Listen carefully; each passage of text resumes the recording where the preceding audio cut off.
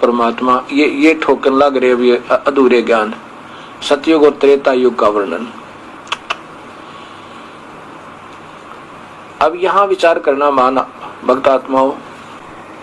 अब यहां देखिएगा कि ब्रह्मा कुमारी जी के मानने वाले ये महापुरुष इस बात को तो मानते हैं कि गीता भगवान शिव ने बोली, अर्थात हम उसे काल कहते हैं क्योंकि वो स्वयं 11वें अध्याय के 32वें श्लोक में अपने आप को काल कह रहे हैं।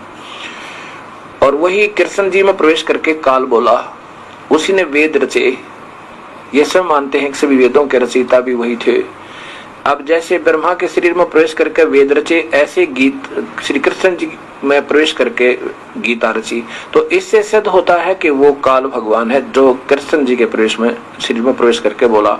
और वो स्वयं कह रहा है, गीता जी का ज्ञान बता रहा है कि ये उल्टा लटका हुआ सृष्टि रूपी वृक्ष, संसार रूपी वृक्ष है। इसकी ऊपर को जड़ है और नीचे को तीनों रूप शाखा रूपी, तीनों गुणों रूपी शाखा समझो। और फिर उसी का प्रमाण आगे बता रहे हैं इसी 15वें अध्याय के 16, 17 और 18 श्लोक में। अब यहां से बिल्कुल क्लियर हो जाएगा आपका। ये देखियो, ये वही आदरणीय गीता जी। और इसमें देखिएगा अध्याय नंबर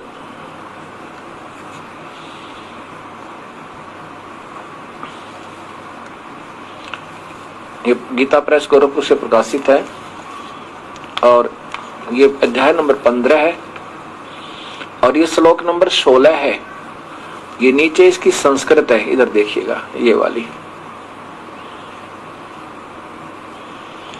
इसमें है कि दवौ इमौ पुरुषो लोके, इस पृथ्वी वाले लोकों में, यानी परब्रह्म और ब्रह्म के जो लोक हैं ये पृथ्वी वाले लोक बोले जाते हैं। इन पृथ्वी वाले लोकों में, लोके माने लोक में ये पृथ्वी वाला लोक बोला जाता है। ये सारा ही मिला के दो भगवान, पुरुषों माने भगवान, अक्षर है, क्षर है चाहे अक्षर है, नाशवान और अविनाशी दो भगवान हैं। इसी प्रकार सर्वाणी भूतानी, सब प्राणियों के शरीर तो सर अक्षर है और सतुल शरीर, और जीवात्मा अक्षर यानी अविनाशी कहा गया। दो भगवान, एक नाशवान एक अविनाशी। यहां देखिएगा, इधर लो 16, ये 16 का है। इस संसार में नाशवान और अविनाशी भी ये दो प्रकार के पुरुष हैं, यानी भगवान हैं। यहाँ भगवान लिखना था, इन्होंने प्रभु लिखना था।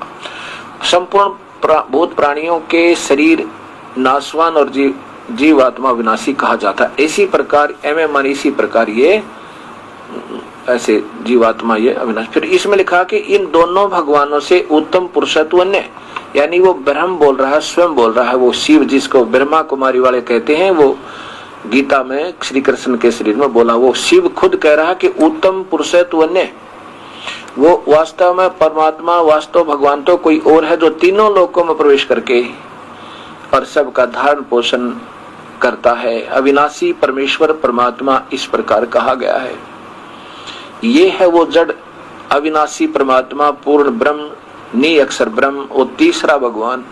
अपने बारे में ये काल भगवान कह रहा, जो शिव जिसको ये कहते हैं ब्रह्मा कुमारी वाले, ये क्या कहता 18वें श्लोक में कि मैं तो केवल इतना ही भगवान हूँ, इतना ही मालिक हूँ, सर्वोत्तम नहीं हूँ।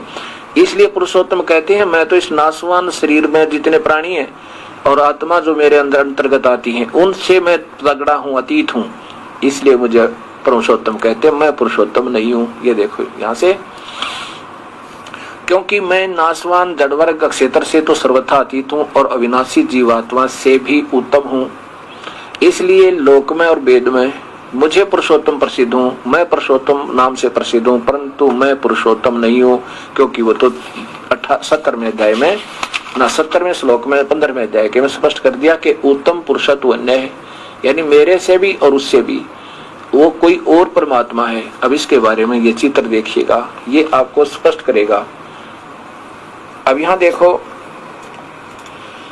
ये कबीर साहब की वाणी और गीता अध्याय नंबर 15।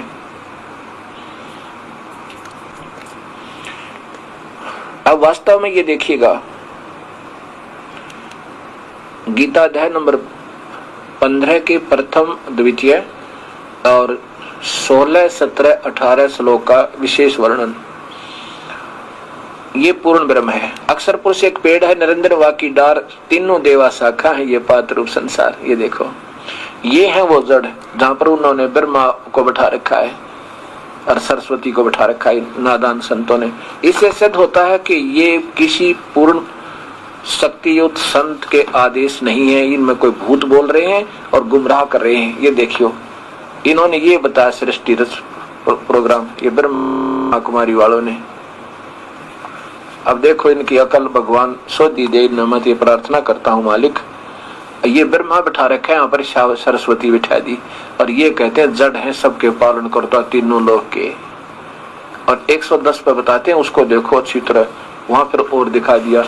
तो ऐसे ही आपको ये है वो सत्य कथा, वेदों आधार पर, गीता आधार पर। कबीर साहब कहते हैं अक्षर पुरुष एक पेड़ है, निरंजन वा की डार। ये नहीं अक्षर पुरुष है। अक्षर पुरुष ये पौधा जहां से मिट्टी से ऊपर प्रारंभ होता है वो माना जाता है, यहाँ से ऊपर ऊपर। यह है अक्षर पुरुष एक पेड़ है, निरंजन वा की डार, और तीनों देवा शाखा है। ये तो काल, ये परब्रह्म है। और यहाँ देखो, इससे इस वृक्ष की एक ऐसी ऐसी घनी डार होती है, उनमें से एक डार है, ये ब्रह्म क्षर पुरुष है। ये ज्योत स्वरूपी भगवान है, जिसको ये शिव कहते हैं। और इसके इस महाब्रह्मा महाविष्णु महाशिव रूप में भी ये रहता है ब्रह्मलोक में, एक ब्रह्मांड में। और इसके 3 पुत्र हैं, जो ब्रह्मा विष्णु महेश का रचयिता भी उन्होंने स्वीकार किया पढ़ पढ़ा कर कबीर साहब की वाणी को, और कहीं नहीं देखा इन्होंने कुछ भी। ब्रह्मा विष्णु और शिव, ये रजगुण ब्रह्मा, सतगुण विष्णु, तमगुण शिव जी, ये तीनों गुणों रूपी ये शाखाएं इस संसार रूपी वृक्ष की है। और ये पात्र रूप संसार, ये ऐसे समझना चाहिए था। अगर ऐसा बताया होता तो हम मानते कि उनमें कोई काल बोल रहा है। अब काल यानी ब्रह्म भी नहीं बोल रहा, ना वो सदा शिव बोल रहा है, कोई प्रेत आत्मा इनके अंदर अपने ही अधूरे ज्ञान को, जो उन्होंने सारे जीवन में कभी संग्रह किया था, अब वो प्रेत यानी वो पितर बने हुए हैं, अधूरे साधक होते हैं, वो भ्रमित रहते हैं, उनकी मुक्ति नहीं होती, वो ऐसे भ्रमणा भटकना में लगे रहते हैं। अब इस बात का पूरा चित्र देखिए आप। इस काल के इन्होंने पूर्ण ज्ञान भी कोई ना ज्ञान होता तो सारी बताते, इसे से दो था, इनके पास नहीं है वो तथ्य। क्योंकि इन भोली आत्माओं को कोई बहका लो, इनको प्रभु की तलाश है, उसी को सत्य मानकर उस पर लग जाते हैं। ये देखो, ज्योत स्वरूपी निरंजन काल ब्रह्म के, जिसको ये शिव कहते हैं, एक लोक 21 ब्रह्मांड का लघु चित्र है। ये है वास्तविक वो। ये क्या है कि यहाँ वो काल सेंस 1000 बुझा के रूप में यहाँ रहता है। ये 21 ब्रह्मांड को इसने ऐसे रोक रखा है, ऐसा है। और इसने फिर स्वयं चतुराई की है, ये 4 महाब्रह्मांड बना दिए। इनमें 5 ब्रह्मांडों का एक ग्रुप बना रखा है। इनमें 20 ब्रह्मांडों को रोक के एक ब्रह्मा, एक विष्णु, एक में स्वयं ही रुद्र भी, और स्वयं ही अपना अलग ब्रह्मा विष्णु महेश और शिव रूप बना के हर एक ब्रह्मांड में ब्रह्मलोक में रहता है। और फिर यहाँ नकली लोक बना रखे, सतलोक, अलखलोक, अगमलोक और नवमी लोक, ये नकली बना के ये सतलोक की कोई महिमा सुन भी लेंगे कबीर साहब के शास्त्र पढ़ के, तो अच्छी पुण्यात्मा होंगी, श्री श्रेष्ठ साधना करने वाली, वेदों के अनुसार ओम नाम से प्रारंभ करेंगी, तो उनको यहाँ बैठा देगा और कहेगा ये हम भी सतलोक में रहते हैं। ये पिन के वेरा बेचारे जो यहाँ रहते हैं नादान प्राणी, वो कहे हम सतलोक में रहते हैं, ऊपर और प्राणी है। और ये काल यहाँ 1 लाख को रोज खाता है।